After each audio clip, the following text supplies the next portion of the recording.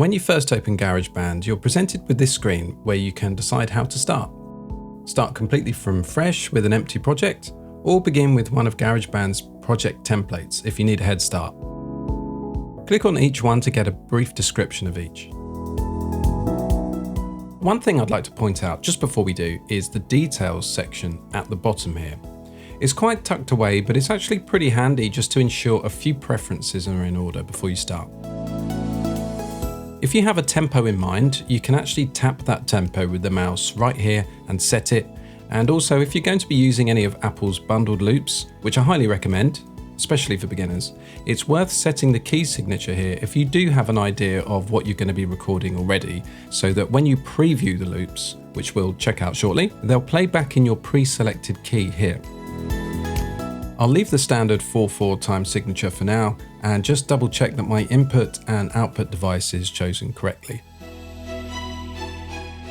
This will typically be either the onboard Mac sound card, or in my case, I have my microphone plugged into my Complete Audio sound card, which also outputs to my speakers.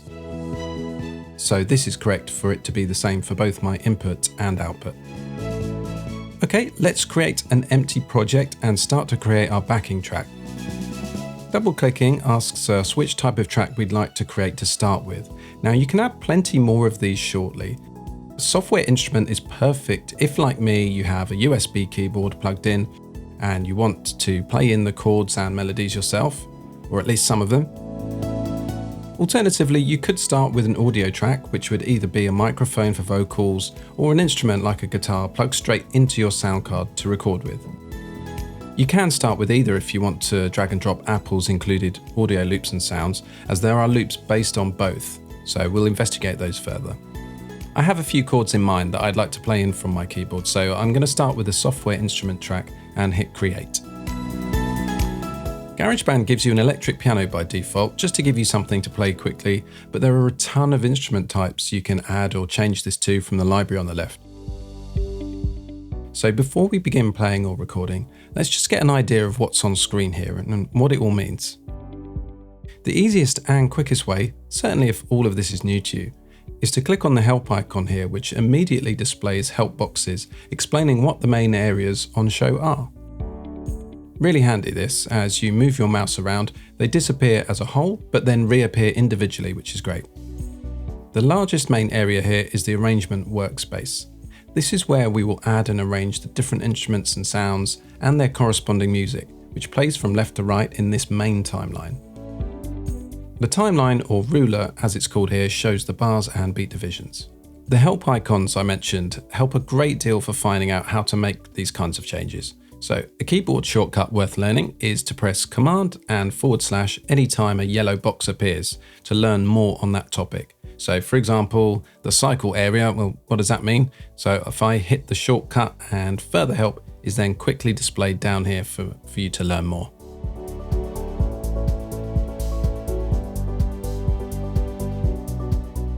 Going back to the main help icon, let's just familiarize ourselves with what else is on screen here.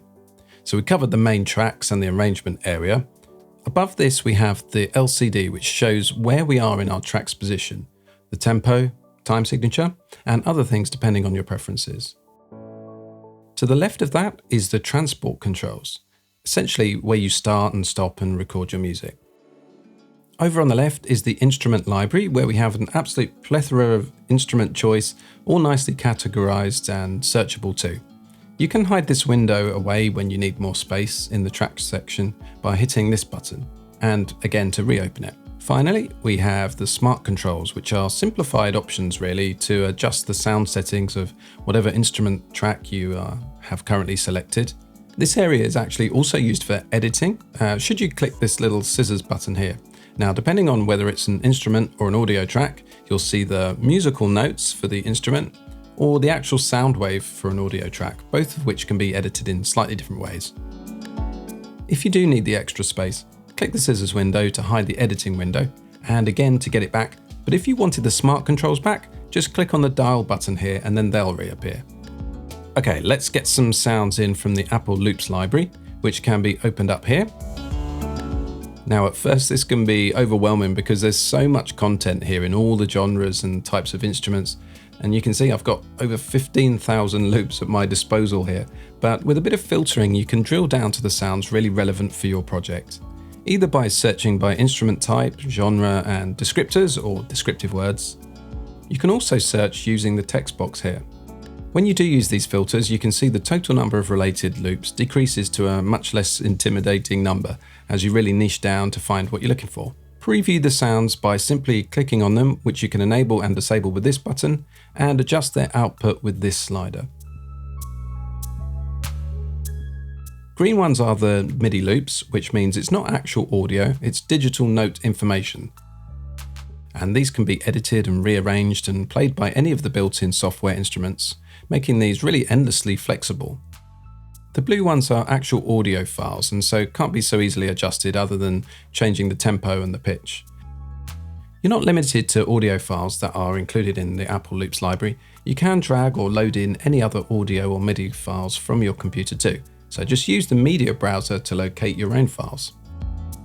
Back in the Loops browser, as you're searching and previewing these, you can see how long they last in the beats field, and any that you do like and want to use again or save to try later, you can put a little tick here which saves them in a favorites folder, which you can then easily reach here.